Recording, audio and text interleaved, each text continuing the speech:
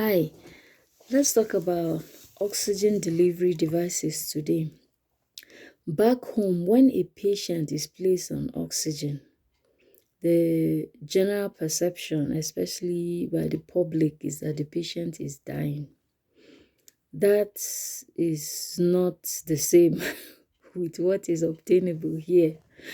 So, over here, people are placed on oxygen simply because they do not meet up with the normal oxygen saturation, which is 95 to 99% of oxygen. Keep in mind that the atmospheric oxygen or ambient air or room air is 21%.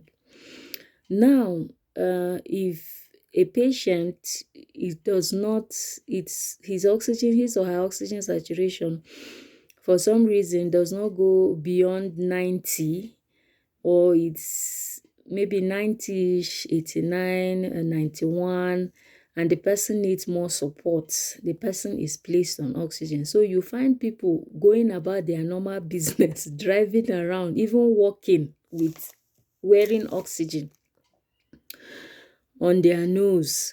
So they carry it about in portable devices like a small backpack that they can just wear and go about their normal business. This is especially so for patients with COPD, and most of them are usually elderly people. So they go about their normal business wearing oxygen. So you see that it's a different ball game altogether here. But my interest is to talk about the different devices used in hospitals to deliver oxygen to patients. Now, there is a bunch of them. There are so many of them. And because of that, I'm going to talk about it in two videos. This is actually the first part. I'm going to talk about 4 of them, and even then I cannot exhaust all of them. There is a lot of them. So I'm going to talk about 4, and that is the nasal cannula, which we know about. And then I'll talk about the simple face masks and 1 or 2 of other ones that I'm going to talk about today. So let's dive in.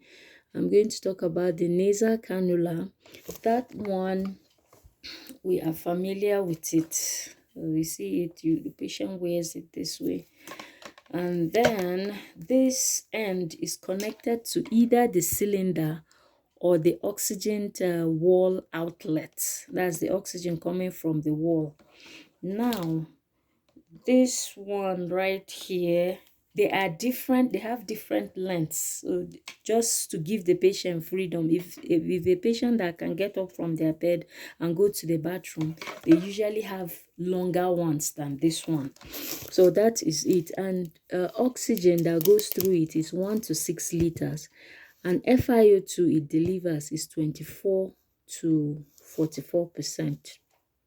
Now, there is the high flow nasal cannula. So that one is also just like this, but the difference is that instead of 1 to 6, you give 6 to 12, so more oxygen from that one.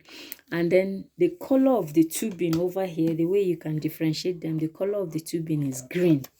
So something like this, it's also transparent, you can see through it. So that's it for that one. Then there is another one they call high flow nasal cannula, but it is not just like this one I described. That one is bigger. It has corrugated tubings, and then the nasal prong is thicker, and that one takes up to 40 to 60 liters of oxygen. So those ones are very high flow, and usually it's the RT that sets up that one. So it's not so common, but from time to time you see that one too. And FiO2 for that one is up to 100%. Now there's a simple face mask. Simple face mask is this one right here. So it straps this one at the back of the patient's head.